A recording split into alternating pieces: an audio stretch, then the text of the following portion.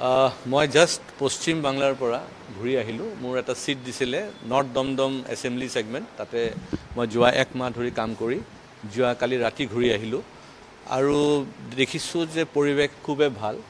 আৰু এটা কথা সঁচা, যিটো 400+ বুলি যিটো কোৱা হৈছে, ইছবাৰ 400 পাৰ, সঁচাকৈ 400 পাৰ হ'ব। মই বহুতৰ লগত কথা পাতিছোঁ ভাৰতবৰ্ষৰ বিভিন্ন ঠাইত।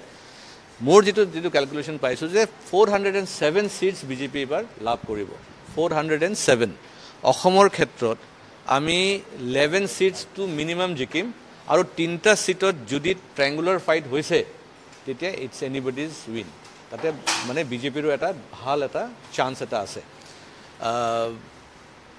সেইকাৰণে গভৰ্ণমেণ্ট আকৌ বিজেপিৰ হৈ আছে, মোদী ডাঙৰীয়া চবেই বিচাৰি আছে। আৰু বিশেষকৈ যিসকল নিউ ভোটাৰ, এই নতুন ভোটাৰসকলে কিন্তু তেওঁলোকৰ এটা সপোন যে প্ৰবেবলি আকৌ চান্স পাব না নাই মোদীক ভোট দিবলৈ। সেইকাৰণে স্পেচিয়েলি তেওঁলোকে ওলাই আহিছে মোদীক ভোট কৰিবৰ কাৰণে। And this is the reality. কথাটো হৈছে কোনে কিমান পোষ্টাৰ মাৰিলে, কোনে কিমান ফ্লেগ লগালে, কোনে কিমান শ্লোগান দিলে, সেইটো ইম্পৰ্টেণ্ট নহয়। মানুহ মানে আপোনালোকে হয়তো নিশ্চয় মানে ফিল কৰিছে যে মানুহসকলে চাইলেণ্ট কিয় জানেনে? চাইলেণ্ট হোৱাৰ মূল কাৰণ হৈছে যে মন স্থিৰ কৰি পেলাইছে যে মোদীক জয়যুক্ত কৰিব বুলি। তেওঁলোকে জানে যে মোদীৰ বিকল্প নাই, মোদীৰ কোনো অল্টাৰনেটিভ নাই। আজি ভাৰতবৰ্ষৰ যিটো অগ্ৰগতি, এইটো অগ্ৰগতিত যদি মোদী যদি আঁতৰি যায় তেতিয়াহ'লে ভাৰতবৰ্ষৰ কাৰণে বহুত এটা ক্ষতি হ'ব। সেইটো নতুন প্ৰজন্মই বুজি পাইছে। আৰু নতুন প্ৰজন্মই যদি বুজি পাইছে, মইতো নিশ্চয় ভাবোঁ যে তেওঁলোকৰ দেউতা, মা, ককা, আইতা তেওঁলোকেও নিশ্চয় বুজি পাইছে কথাখিনি। যদি আপোনালোকে কোৱাৰ দৰেই হয়, অসমত বিৰোধী আচলতে প্ৰায় বিধ্বস্ত হৈ গৈ আছে।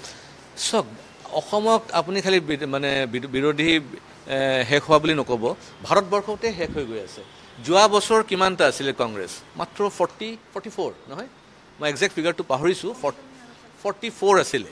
তো 544ত যদি মানে 44 ছিটছ যদি কংগ্ৰেছৰ হয়, সেইটোতো লাজ লগা কথা নহয় জানো? আৰু এতিয়া 44ৰ পৰা যদি আৰু যদি 10টা কমি যায় তেতিয়াহ'লে কংগ্ৰেছৰ থাকিল কি? সেইকাৰণে মই নাভাবোঁ যে কংগ্ৰেছৰ ইমান বেয়া অৱস্থা হওক। অপজিশ্যন থকাটোও ভাল, কাৰণ it is a healthy democracy. Democratic দুয়ো পক্ষ থাকিব লাগে। সেইকাৰণে আমি তেওঁলোকৰ কাৰণেও অলপ প্ৰাৰ্থনা কৰিম যে তেওঁলোকৰ যেন আৰু 10টামান ছিট বাঢ়ি যায়। চাওক, ধুবুৰীত আজমল চাহাবক আপুনি ইগন'ৰ কৰিব নোৱাৰে, কাৰণ আজমল চাহাব এটা ফ'ৰ্চ, তাতে তেওঁ 2বাৰ জিকিছে। আপোনাৰ ৰকিবুলকো আপুনি ইগন'ৰ কৰিব নোৱাৰে, কাৰণ তেওঁ ইণ্টাৰনেশ্যনেলি ফেমড। কাৰণ গড়ৰ কথা আহিলে তেওঁক বিশ্বৰ মানুহে চিনি পায়। সেইকাৰণে দুয়োজন ষ্ট্ৰং মানে লিডাৰ বুলি ক'ব পাৰে।